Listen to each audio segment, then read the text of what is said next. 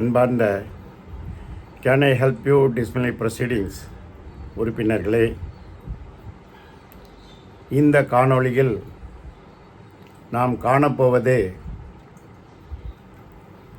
பல்வேறு நடைமுறைகளை நாம் திரும்ப திரும்ப எடுத்து சொன்னாலும் கூட அரசு ஊழியர்கள், அலுவலர்கள் விதிகளை முறையாக பயன்படுத்துவது இல்லை என்பது நீதிமன்ற வழக்குகளிலிருந்து தெரிய வருகிறது. உதாரணத்திற்கு 19/12/2025 அன்று மதிப்புக்குரிய நகராட்சி நிர்வாக இயக்குனர் அவர்கள் திரு பி. மதுசூதனன் ரெட்டி அவர்கள் நீதிமன்றத்தில் நேரில் ஆஜராக வேண்டிய கட்டாயம் ஏற்பட்டது. அதை ஏற்படுத்தியவர்கள் ஒழுங்கு நடவடிக்கை விதிகள் பற்றி அடிப்படையே தெரியாத இணை இயக்குநர்களும் கூடுதல் இயக்குநர்களும் தான் என்பதை அவர் புரிந்து கொள்வாரேயானால் அவர் நிச்சயமாக அவர்களை தண்டிப்பார். அது மட்டுமில்லாமல் பல்வேறு இயக்குநர்களுக்கு அவர்கள் அனைவருமே தமிழர்கள் அல்லாதவர்களாக இருப்பதனால், அது ஃபுட் சேஃப்டி கமிஷனராக இருந்தாலும் சரி, நகராட்சி நிர்வாக இயக்குனர் அவர்களாக இருந்தாலும் சரி, தமிழிலே செய்யக்கூடிய வரைவுகள் 4 பக்கம் 5 பக்கம் தமிழில் போடக்கூடிய அந்த ப்ரொசீடிங்ஸ் எல்லாமே அவர்களால் படித்து உணரப்பட்டு கையொப்பமிடப்படுகிறதா என்பது என்றால் தெரியாது. எனக்கு தெரிந்து இருப்பதற்கு வாய்ப்பு இல்லை. ஏனென்றால் அவர்களுக்கு தாய்மொழி தமிழ் அல்ல. எனவே இணை இயக்குநர்கள், கூடுதல் இயக்குநர்கள், கீழ்நிலை பணியாளர்கள் சொல்லுகின்ற அந்த கருத்தின் நம்பிக்கையின் பேரில் கையெழுத்திடுகிறார்கள். ரொட்டீனாக கையெழுத்து போட்டுருவாங்க. எஸ், ஜேடி பார்த்தாச்சா, டிடி அடிஷனல் ஏடி பார்த்தாச்சா, நம்ம கையெழுத்து போடுறோன்னு போடுறாங்க. அதில் தவறு இல்லை. ஏனென்றால் with a honest belief they are doing it. ஆனால் நீதிமன்றத்தில் வந்த பிறகு நீதி அரசர் அவர்கள் கேட்டது என்னவென்றால், ஒரு குற்றச்சாட்டு குறிப்பாணையை 17B என்று போடும் பொழுது அதற்கு அடிப்படை ஆதாரங்களாக கொள்ளக்கூடியவை விதிகளின்படி Tamil Nadu civil services disciplinary appeal ரூல்ஸில் சொல்லப்பட்டிருக்கக்கூடிய அனெக்சர் 1, அனெக்சர் 2, அனெக்சர் 3, அனெக்சர் 4 இவற்றுடன் ஒரு கொஸ்டினர் ஃபார்ம் கொடுக்க வேண்டும் என்பது உங்களுக்கு தெரியாதா என்று கேட்டார். ஏனென்றால் அந்த குற்றம் சாட்டப்பட்டவர் மீது குற்ற நிகழ்வு என்னவென்றால், அவர் வருமானத்துக்கு அதிகமாக சொத்து சேர்த்து விட்டார் என்று தான் சொல்கிறார்கள். அதை கான்ட்ராக்ட் ரூல் 7(1) வயலேஷன் என்று சொல்கிறார்கள். கான்ட்ராக்ட் ரூல் 7(1) வயலேஷன் நிச்சயமாக 17Bயில் வராது. அது 17A தான். ஆனால் இவர்கள் குற்றச்சாட்டு புனையும் போதே பல்வேறு ஆவணங்களின் அடிப்படையில் அவர் மீது தனிப்பட்ட முறையில் எவ்வாறு அவர் அதை ஈட்டியிருக்கிறார், அதற்கு அவர்தான் பொறுப்பாளரா என்பதையெல்லாம் சொல்லி குற்றச்சாட்டு 2இல், அனெக்சர் 2இல், இணைப்பு 2இல் தெள்ளத் தெளிவான விளக்கம் அளிக்க வேண்டும்.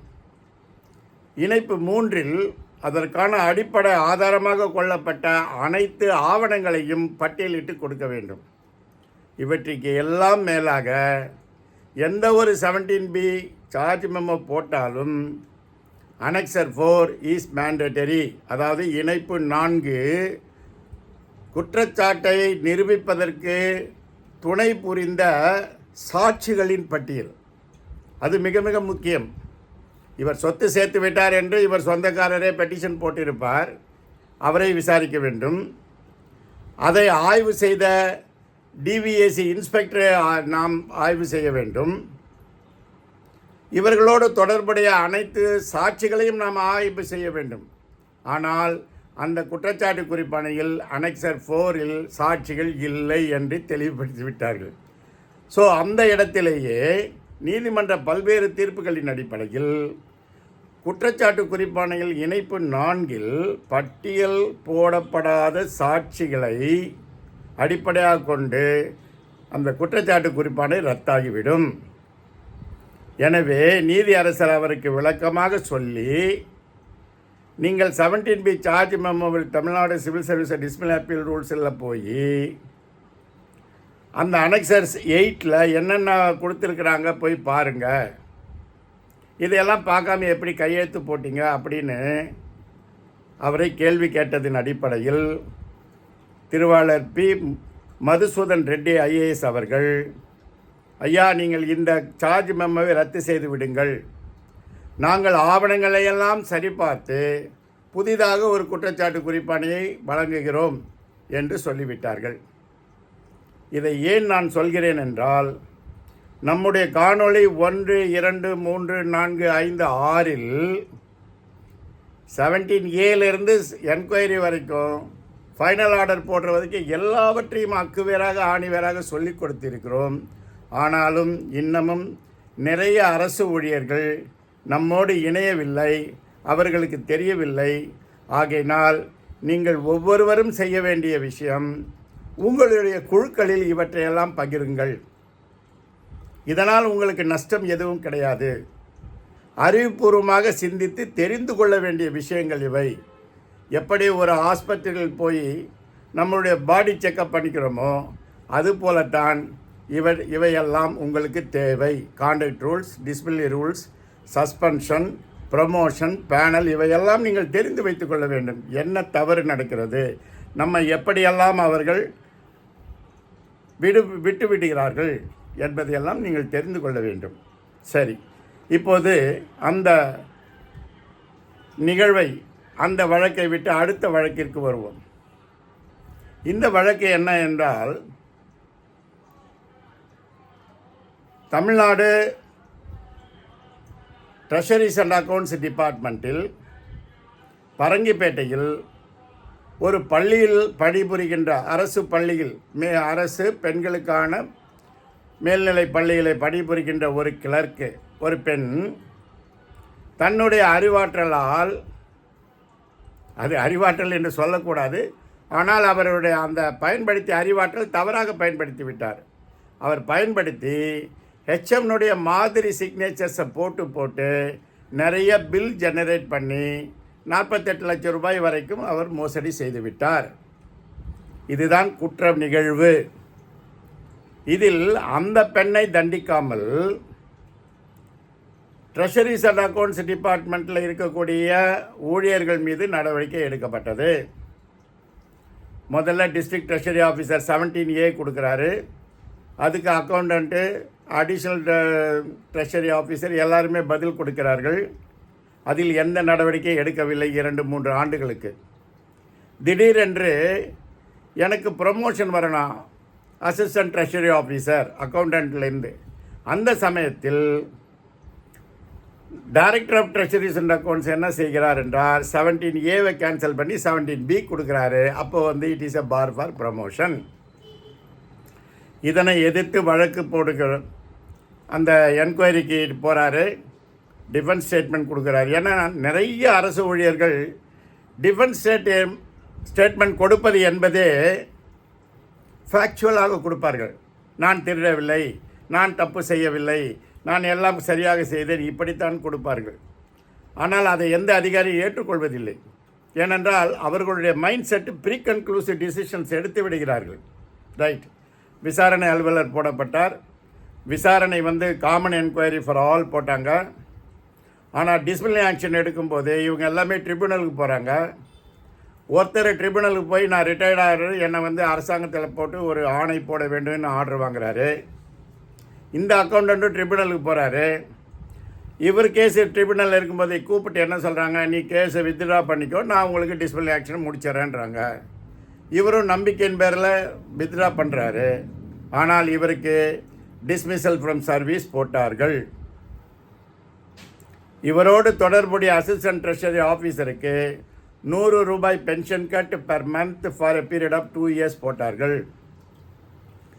இவரோடு தொடர்புடைய கிளார்க்கு இருக்காங்கள, கீழே அக்கௌண்டண்ட்டுக்கு கீழே கிளார்க் இருக்கிறாங்க, செக்கிங் கிளார்க் இருக்கிறாங்க, அவங்களெல்லாம் சார்ஜ் மெமோவே போடவில்லை.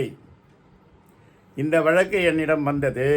இந்த வழக்கில் போராடி 2013 போட்ட வழக்கு இப்போது தீர்ப்பளிக்கப்பட்டிருக்கிறது. இவருக்கு கொடுக்கப்பட்ட தண்டனை ரத்து செய்யப்பட்டு விட்டது. அதாவது இவர் அப்பீல் போனார். செக்ரட்டரி அப்பீல் என்ன பண்ணார், டிஸ்மிசல் ஃப்ரம் சர்வீஸை கம்பல்சரி வெயிட்டுன்னு போட்டார். கம்பல்சரி வெயிட்டு கொடுத்த உடனே 1/3 பென்ஷன் டிஸ்சார்ஜ் போய்விடும். அதை எதிர்த்து இவர் போட்ட வழக்கில் இப்போது என்ன கொடுக்கப்பட்டிருக்கிறது என்றால், இவருக்கு அளிக்கப்பட்ட தண்டனை செலக்டிவ் அண்ட் டிஸ்கிரிமினேட்டரி. அவ்வாறு கொடுப்பதற்கு உங்களுக்கு அதிகாரம் கிடையாது.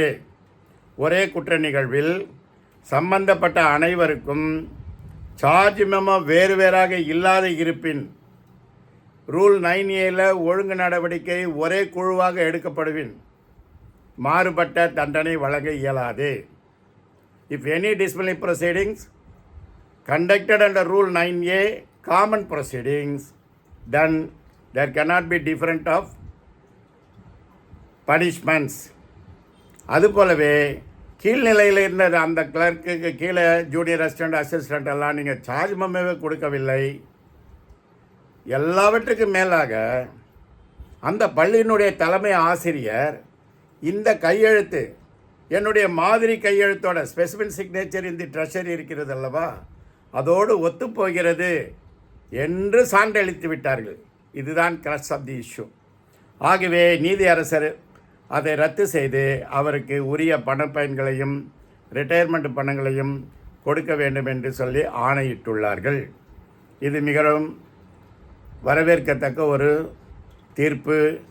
அந்த நபருக்கு திரு கணேசன் விருதாச்சலம் அவர்களுக்கு பல்வேறு குடும்ப இழப்புகள் இருந்தாலும் ஓரளவுக்கு மகிழ்ச்சியை தரும் என்று நான் நம்புகிறேன். ஏனால் காலம் கடந்த தீர்ப்பு.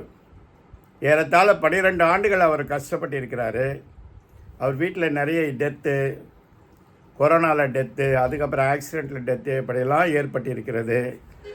அவ்வாறு இருக்கக்கூடிய அந்த நபருக்கு ஒரு சிறு மகிழ்ச்சியை எல்லாம் வல்ல விருதாச்சலம் குளஞ்சியப்பர் முருகப்பெருமான் அவருக்கு அழிந்திருக்கிறார். அதற்காக நாம் சந்தோஷப்படுவோம்.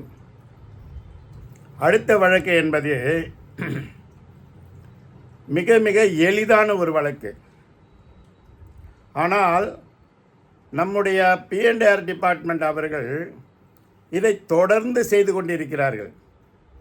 ஏனென்றால் அந்த துறையில் வேலை பார்க்கின்ற உதவி பிரிவு அலுவலர், பிரிவு அலுவலர், சார்பு செயலர் அனைவருமே, ஏன் டெப்டி செக்ரட்டரி கூட பழைய டைப்பிஸ்ட் தான் இப்போ அங்கே டெப்டி செக்ரட்டரியாக இருக்காங்க, அவர்களுக்கு அடிப்படை புரிதலே கிடையாது. No knowledge. அந்த துறையில் பணிபுரிபவர்கள் உண்டான அடிப்படை புரிதல் இல்லை. அந்த வழக்கு என்னவென்றால், 2009-10 பேனல் ப்ரிப்பேர் பண்ணும் பொழுது இவருக்கு உதவி பிரிவு அலுவலரிலிருந்து பிரிவு அலுவலர் பதவி உயர்வுக்கான பேனலில் பெயர் சேர்க்கப்படவில்லை. காரணம், இவர் 107 ஜீவோவின் பிரகாரம் 10+2+3 இவர் படிக்கவில்லை. அதாவது இவர் பெற்றுள்ள பட்டம் 10ஆம் வகுப்பு 12ஆம் வகுப்பு தேர்ச்சி பெற்ற பிறகு பெற்றிருந்தால் மட்டுமே செல்லும் என்று அரசு ஆணையிட்டுள்ளது. அது சரிதான், அதில் எனக்கு மாற்று கருத்து இல்லை. ஆனால் தலைமை செயலக பணி விதிகளின்படி உதவி பிரிவு அலுவலரிலிருந்து பிரிவு அலுவலராகி, பிரிவு அலுவலரிலிருந்து அண்டர் செக்ரட்டரி ஆகி எல்லா பதவிக்குமே டிகிரி குவாலிஃபிகேஷன் கிடையாது. பதவி உயர்வில் நேரடி நியமனத்தில் டைரக்டர் இருக்கிறது. Director recruitment must B A graduate. அதுவும் ஏஎஸ்ஓன்னா போஸ்ட் கிராஜுவேட்டை கன்சிடர் பண்ணுறாங்க. ஆனால் பதவி உயர்வில் வரக்கூடியவர்கள், ஓஏ, ஆர்சி எல்லாம் வரக்கூடியவர்கள், பிசி எல்லாம் வரவங்கெல்லாம் எஸ்எஸ்எல்சி குவாலிஃபிகேஷன் மட்டுமே. அதனால்தான் அரசாங்கம் அந்த விதியை திருத்தி 2012ஆம் ஆண்டு தான் அமெண்ட்மெண்ட் கொடுக்குறாங்க ரூலுக்கு. என்ன amendment? Even for promotion to the post of assistant section officer under secretary, one must have the degree qualification. 2012 போட்ட அமெண்ட்மெண்ட்டு 2009 எப்படி செல்லுபடியாகும்? ஆனால் இன்றைக்கும் கூட அந்த நீதிமன்றத்துக்கு வரக்கூடிய அத்தனை அலுவலர்களும் படும் முட்டாள்களாகவே இருக்கிறார்களே என்று நான் நினைப்பேன். இதை புரிந்து கொள்ள முடியாதா? இதை ஒரு செயலர் கேட்க மாட்டாரா? கீழே எழுதி வச்சதுக்கெல்லாம் மொட்டை கையெழுத்து போடுவாங்களா? ரொம்ப வருத்தமான விஷயம். இதில் என்ன பிரச்சனை என்றால் 2009-10 பேனலில் இப்பொழுது அவருடைய பெயரை சேர்த்து அவருக்கு மானிட்டரி பெனிஃபிட் கொடுக்கணும் எல்லாமே சொல்லி போட்டு விட்டார்கள். ஆணை பிறப்பிக்கப்பட்டு விட்டது, தீர்ப்பு வழங்கப்பட்டு விட்டது. ஆனால் நன்றாக நினைவில் வைத்துக் கொள்ளுங்கள், ஒவ்வொரு அரசு ஊழியருக்கும் அவருடைய காலத்தில் அவருக்கு பதவி உயர்வு அளிக்கப்பட்டால் மட்டுமே மன திருப்தி இருக்கும்.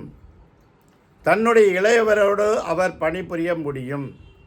அவ்வாறு இல்லாமல் இவ்வாறு தவறுகள் புரிந்தால் அவர்களை தண்டிக்க வேண்டும். அந்த தண்டிக்கிற திறமை கெப்பாசிட்டி P&R செக்ரட்டரிக்கு இருந்தாலும் கூட அவருக்கு இந்த அடிப்படையே தெரியாத அவர் இவங்க சொல்கிறது தானே கேட்குறாரு. இதை எதிர்த்து சுப்ரீம் கோர்ட் வரைக்கும் போகிறாங்க. அரசாங்கத்தினுடைய பப்ளிக் மணியை வேஸ்ட் பண்ணி அடிப்படை புரிதலே இல்லாமல், இத்தனைக்கும் Madhavan Pillai versus state of Tamil Nadu P&R secretary போட்ட வழக்கில் உச்சநீதிமன்றம் வரைக்கும் போய் நிராகரிக்கப்பட்டு விட்டது. இருந்தாலும் கூட அந்த துறையில் வரக்கூடிய கோப்புகள் அனைத்துமே இது போன்ற ஒரு தவறான புரிதலில் போய்கொண்டிருக்கிறது. இது மிகவும் வருத்தமான விஷயம். அதனால்தான் நான் ஒவ்வொரு காணொளியிலும் இந்த குழுவிலே இணையக்கூடிய அனைத்து நபர்களுமே உங்களுடைய துறையில் இருக்கக்கூடிய உங்களுடைய நண்பர்கள் குழுவில் இருந்தால் எல்லா குழுக்களிலுமே இதனை நீங்கள் பகிருங்கள்.